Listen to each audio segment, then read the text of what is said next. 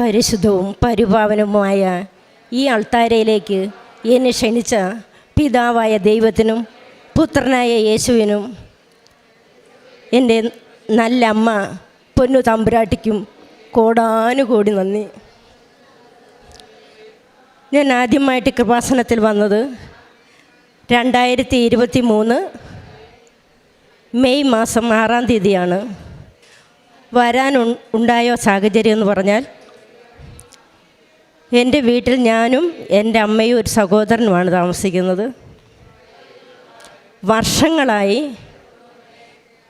അമ്മയും മക്കളും ആരാണെന്ന് തന്നെ തിരിച്ചറിയാൻ പാടില്ലാത്ത വിധം നിരന്തരം പീഡനങ്ങളും മർദ്ദനവും. പീഡനം എന്ന് പറഞ്ഞാൽ ശാരീരികമായിട്ട്, മാനസികമായിട്ട്, അങ്ങനെ ഒരു യുദ്ധക്കളമായിരുന്നു എൻ്റെ ഭവനം. അപ്പോൾ ഓരോ ദിവസവും ഞാൻ എൻ്റെ ജീവൻ എങ്ങനെ ഒടുക്കണം എന്ന് ആലോചിച്ചിരിക്കും. ഒരു ദിവസം ഞാൻ കോട്ടയം മെഡിക്കൽ കോളേജിലാണ് വർക്ക് ചെയ്യണത്. ഞാൻ ജനറൽ സർജറി വിഭാഗത്തിൽ നഴ്സിംഗ് അസിസ്റ്റൻ്റാണ്. എനിക്ക് മനസ്സമാധാനം എന്ന് പറയുന്നതില്ല. ഞാൻ അൺമാരീഡാണ്. എൻ്റെ 2 സഹോദരിമാർ, അവരെ വിവാഹം ചെയ്തു, അവർ വേറെ താമസിക്കുന്നു.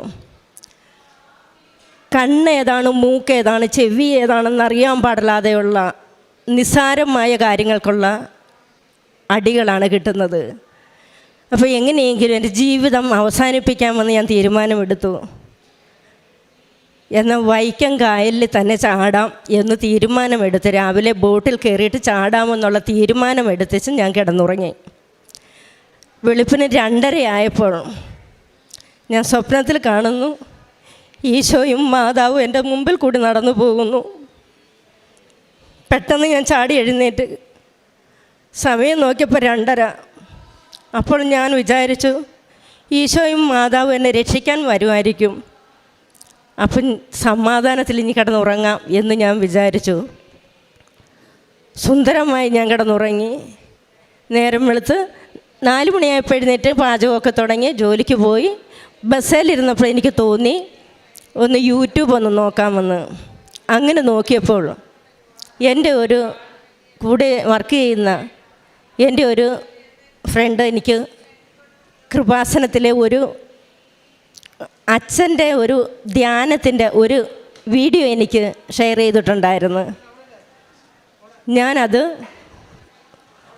നോക്കി ആ അച്ഛൻ്റെ ക്ലാസ് കേട്ടപ്പോൾ തന്നെ എനിക്കൊരു മനസ്സമാധാനം കിട്ടി. അന്ന് തന്നെ ഞാൻ ഡ്യൂട്ടി കഴിഞ്ഞ് തിരിച്ചു പോന്നപ്പോൾ ഈ കൃപാസനം പത്രമൊക്കെ എൻ്റെ മുമ്പിൽ കോട്ടയം മെഡിക്കൽ കോളേജ് ആയതുകൊണ്ട് ഒത്തിരി പത്രം കണ്ടുപോകുന്നതാണ് ഞാൻ. അന്ന് തിരിച്ചു പോരുന്നപ്പോൾ ഞാൻ കയറിയ ബസ്സിൽ എല്ലാ സീറ്റിലും ആളുണ്ട്, ഒരു സീറ്റ് കാലിയായിട്ട് കിടക്കുന്നു. ഞാൻ അവിടെ ചെന്നപ്പോൾ ഒരു പുതിയ പത്രം മടക്കി വെച്ചിരിക്കുന്നു. അത് ഞാൻ എടുത്തു. അത് ഞാൻ അവിടം തൊട്ട് വീട് വരെയും വായിച്ചു. അന്ന് രാത്രിയിൽ വായിച്ചു, സമാധാനം കിട്ടി. പിറ്റേ ദിവസം ഞാൻ എൻ്റെ വീട്ടിൽ പറയാതെ ജോലിക്ക് പോകുന്ന രീതിയിലാണ് എൻ്റെ ഒരു സഹപ്രവർത്തകയായിട്ട് ഞാനിവിടെ വന്നു. ഇവിടെ വന്നപ്പോൾ ഇതൊന്നും അല്ല ആൾ, ഇങ്ങോട്ട് കയറാൻ പറ്റാത്ത രീതിക്കുള്ള ഒരു തിരക്കാരൻ. എന്താണ് ഉടമ്പടിയൊന്നും എനിക്കറിയത്തില്ല. ഉടമ്പടിയെക്കുറിച്ച് ഇവിടെ നിന്നവരോടൊക്കെ ചോദിച്ച് ഞാനും എടുത്തു ഉടമ്പടി.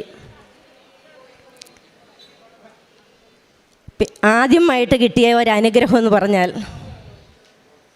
എൻ്റെ ഉടമ്പടി എടുത്തു കഴിഞ്ഞ് വീട്ടിൽ ചെന്നപ്പോൾ എൻ്റെ അപ്പച്ചയുടെ മകൾക്ക് 2 കിഡ്നിയും ഫെയിലായിരുന്നു. അത് ഞാൻ അറിഞ്ഞുണ്ട്. പത്രവും എടുത്ത് ഉടമ്പടി തൈലവുമായി ആ വീട്ടിൽ ചെന്നപ്പോഴത്തേക്ക് ഇതാണ് അസുഖമെന്നറിഞ്ഞിട്ട് ആ സഹോദരി ഉറക്കമില്ലായിരുന്നു. രാത്രിയിൽ ഒരു 8-10 പ്രാവശ്യമൊക്കെ എഴുന്നേറ്റ് മൂത്രം ഒഴിക്കുമെന്നാണ് എന്നോട് പറഞ്ഞത്.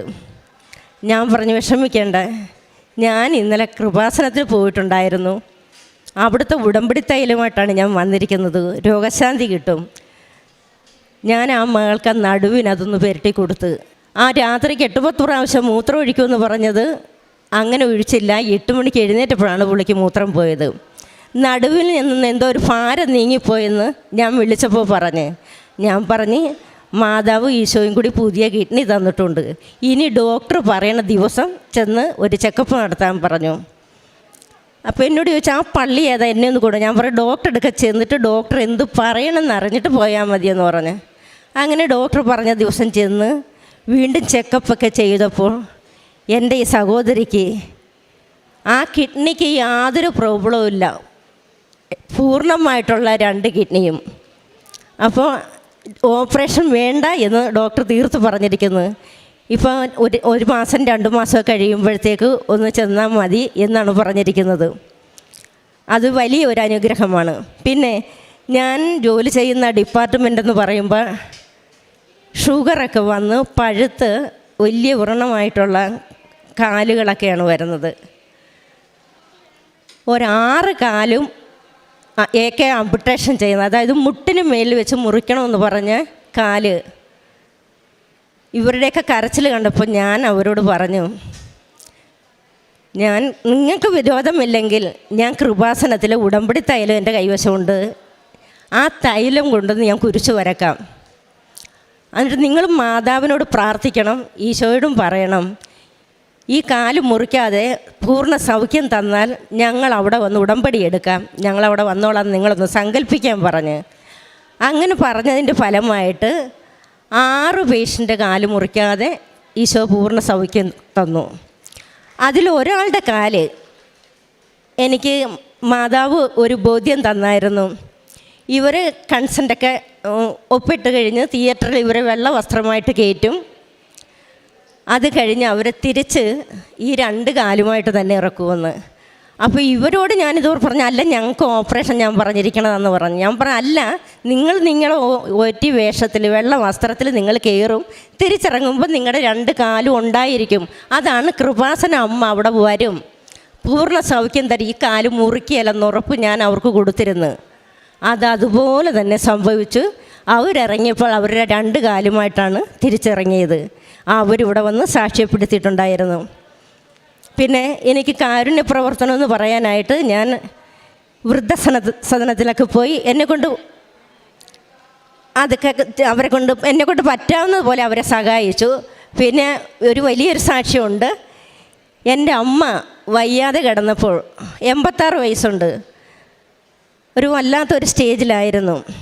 അപ്പം ഞങ്ങളുടെ ഈ ഹിന്ദുക്കളെന്ന് പറയുമ്പോഴത്തേക്ക് അവർ പിന്നെ അടുത്ത പണി ചെയ്യുന്നത് എന്താണ് ഇങ്ങനെ കിടക്കുന്നത് എന്നൊരു നോക്കാൻ പോക്കുണ്ട്. അങ്ങനെ നോക്കിയപ്പോൾ അമ്മയുടെ സമയം അടുത്തിരിക്കുന്നു എന്ന് പറഞ്ഞു.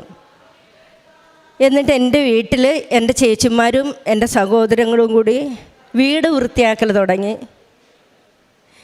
എനിക്ക് വീട് പ്രളയത്തിൽ പോയ വീടാണ്, വീട് വാസയോഗ്യമല്ല, ഞങ്ങൾ വാടകയ്ക്കാണ് താമസിക്കുന്നത്.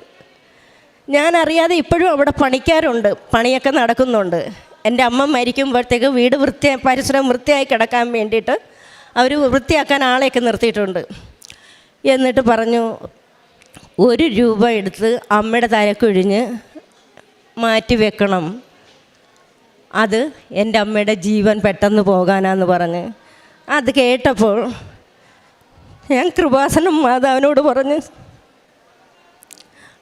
അമ്മ മാതാവേ, എനിക്കാരുമില്ല, എൻ്റെ അമ്മയുടെ ജീവൻ സമയമായെങ്കിൽ അവിടെ നിന്ന് എടുക്കണം, അല്ലാതെ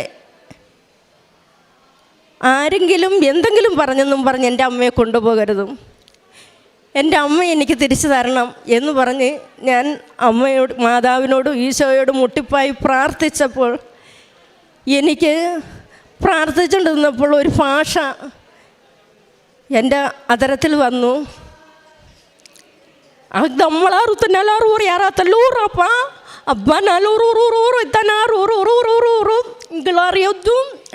അമ്മ അമ്മ അമ്മ അമ്മ എന്നാണ് എനിക്ക് കിട്ടിയത്. അത് തന്നെയാണ് ഇപ്പോഴും എനിക്ക് മാതാവ് തന്നത്. 100 വയസ്സെന്ന് എനിക്കെൻ്റെ മനസ്സിൽ ബോധ്യം തന്ന്. എൻ്റെ അമ്മയ്ക്ക് ഇപ്പോൾ പൂർണ്ണ സൗഖ്യം കിട്ടി, നല്ല മിടുക്കിയായിരിക്കുന്നു. സെപ്റ്റംബർ മാസമായിരുന്നു പറഞ്ഞിരുന്ന ഡേറ്റ്. ഇതിപ്പോൾ ഒക്ടോബറായി, നവംബറായി, ഡിസംബറായി. എൻ്റെ അമ്മയ്ക്ക് ഒരു കുഴപ്പമില്ലാതെ കണ്ടിട്ട് എനിക്കിത് ഈ സാക്ഷ്യം പറയണം, എൻ്റെ അമ്മയുടെ സാക്ഷ്യം പറയണം എന്ന് കണക്കിലെടുത്ത് ഞാൻ വന്നതാണ്. കാരുണ്യ പേശുന്ന പ്രവർത്തനം എന്ന് പറയുമ്പോൾ പത്രം ഞാൻ ഓട്ടോ സ്റ്റാൻഡിലൊക്കെ കൊണ്ട് നടന്ന് കൊടുക്കുമായിരുന്നു, വീടുകളിലെത്തിക്കുമായിരുന്നു. പിന്നെ ഞാൻ നിൽക്കുന്ന ഡിപ്പാർട്ട്മെൻറ്റിൽ ഇതുപോലെയുള്ള പേഷ്യൻറ്റുകളല്ലേ വരുന്നത്, ക്യാൻസർ പേഷ്യൻ്റുണ്ട്, അവർക്കൊക്കെ ഞാൻ ഇത് പത്രം കൊടുക്കും. എന്നെക്കൊണ്ട് കഴിയാവുന്നത്ര സഹായങ്ങൾ ഞാൻ ചെയ്യുന്നുണ്ട്. പിന്നെ ഒരു സാക്ഷ്യം കൂടി എനിക്ക് പറയാനുണ്ട്. 26 വർഷമായിട്ട് കിടന്ന ഒരു സഹോദരനെയും കൊണ്ട് അതിൻ്റെ ജീവിത പങ്കാളി 3 വിരൽ മുറിച്ചു. 2ാമത്തെ വിരലും കൂടി മുറിക്കാനായിട്ട് എൻ്റെ അടുക്ക് കൊണ്ടുവന്നു. അവർ 26 വർഷമായിട്ട് ആ സഹോദരൻ കിടപ്പിലാണ്. എൻ്റെ മുറിയിൽ കൊണ്ടുവന്നപ്പോൾ സാറ് പറഞ്ഞാൽ 2 വിരൽ കൂടി എടുക്കണം, അതുകൊണ്ട് മൈനറിലേക്ക് കൊണ്ടുപോകണമെന്ന് പറഞ്ഞ്. ഞാൻ ഈ കാലേട്ടൊന്ന് നോക്കി കുറച്ച് നേരം നോക്കി നിന്നപ്പം അമ്മ പ്രവർത്തിക്കാൻ തുടങ്ങി. എന്നോട് ആ കാലിന് വേണ്ടി പ്രാർത്ഥിക്കാൻ പറഞ്ഞു. സാർ ഇത് പറഞ്ഞിട്ട് എഴുതി വെച്ചു. ഇവരെ മൈനറിലേക്ക് വിടാൻ നേരത്ത് ഞാൻ ആ സഹോദരിയോട് ചോദിച്ചു, സഹോദരി, ഞാൻ ഈ സഹോദരൻ്റെ കാലയിൽ കൃപാസനത്തെ തൈലം എൻ്റെ കയ്യിലുണ്ട്, ഞാനൊരു കുരിശ് വരച്ചോട്ടെ, വിരോധമുണ്ടാന്ന് ചോദിച്ചപ്പോൾ ആ സഹോദരി പറഞ്ഞത്, സിസ്റ്റർ നോക്കിയപ്പോഴത്തേക്ക് ആ നോട്ടം സിസ്റ്റർ അല്ല നോക്കിയതെന്ന് എനിക്ക് മനസ്സിലായി, ഏതോ ഒരു ശക്തിയാണെന്ന് എനിക്ക് തോന്നി. സിസ്റ്റർ വരച്ചോളാൻ പറഞ്ഞ് ഞാൻ അങ്ങനെ ഒരു കുരിശ് വരച്ചിട്ട്, അമ്മ മാതാവേ, ഈ 2 വിരൽ കൂടി എടുക്കാൻ സമ്മതിക്കരുത്, ഞാൻ സമ്മതിക്കുകയില്ല, അമ്മ പ്രവർത്തിക്കണം എന്നും പറഞ്ഞ് ഞാൻ വിട്ടു. എന്നോട് നമ്പർ ചോദിച്ചു, ഫോൺ നമ്പർ. ഞാൻ പറഞ്ഞു, മോളെ നിങ്ങളുടെ നമ്പർ ഞാൻ എടുക്കാൻ സമയം കിട്ടുമ്പോൾ ഒരു മിസ് കോൾ ഇട്ട് വിട്ടേക്കാൻ പറഞ്ഞു. OPTക്ക് എത്തുന്നു. ഞാൻ ഒരു നമ്പർ എടുത്തു വെച്ചിട്ടുണ്ടായിരുന്നു. ഡ്യൂട്ടി കഴിഞ്ഞ് പോയ വഴി ഞാനൊരു മിസ് കോൾ അവർക്ക് ഇട്ടിരുന്നു. പിറ്റേ ദിവസം 10:30 ആയപ്പോൾ ഈ സഹോദരി എന്നെ വിളിച്ചു, മോളെ എനിക്ക് തിരക്കാണ്, ഞാൻ പിന്നെ വിളിക്കാമെന്നും പറഞ്ഞ് ഡ്യൂട്ടി കഴിഞ്ഞിട്ട് സംസാരിക്കലെന്നോർത്ത് ബസ്സിൽ നിന്നിട്ട് തിരിച്ചു വിളിച്ചപ്പോൾ ആ സഹോദരി പറഞ്ഞത്, സിസ്റ്റർ കുരിശ് വരച്ചതിൻ്റെ അന്ന് രാത്രിയിൽ എൻ്റെ ഭർത്താവ് കിടന്ന മുറിയിൽ നിന്ന് നടന്ന് അടുക്കളയിൽ നിന്ന് എൻ്റെ അടുക്കലേക്ക് വന്ന് 26 വർഷമായിട്ട് കിടപ്പായിരുന്നു. അങ്ങനെ ഒരു വലിയ ഒരു അത്ഭുതം ഉണ്ടായി. പിറ്റേ ആഴ്ചയിൽ അവർ ഒപ്പിൽ വന്നപ്പോൾ കാറിലല്ല വന്ന, ലൈൻ ബസ്സിന് വന്നു. സ്റ്റാൻഡിലിറങ്ങി നടന്നാണ് എൻ്റെ അടുത്ത് വന്നത്. ഒരു 3-4 ദിവസം കഴിഞ്ഞപ്പോൾ ഞാൻ വീണ്ടും വിളിച്ച് ചോദിച്ചു, എന്തുണ്ട് വിശേഷം എന്നറിയാൻ. ഞാൻ വിളിച്ചപ്പോൾ പറയുന്നു, ആലയിൽ ജോലി ചെയ്യുന്നു. Praise the Lord. ആ 26 വർഷം തളർന്നു കിടന്ന സഹോദരന് ഈ ഉടമ്പടി തൈലം കൊണ്ട് അമ്മ മാതാവ് എഴുന്നേൽപ്പിച്ചു, ജോലിയിൽ പ്രവേശിപ്പിച്ചു. അവർ ഇവിടെ വന്ന് ഉടമ്പടി എടുക്കാൻ വരുമെന്ന് പറഞ്ഞിട്ടുണ്ടായിരുന്നു, എനിക്കറിയത്തില്ല, പിന്നെ വിളിച്ചിട്ടില്ല. ഇത്രയും അനുഗ്രഹങ്ങൾ തന്ന് അമ്മ മാതാവും ഈശോയും എന്നെ വളരെയധികം സന്തോഷവതിയാക്കി നിർത്തിയിരിക്കുന്നു.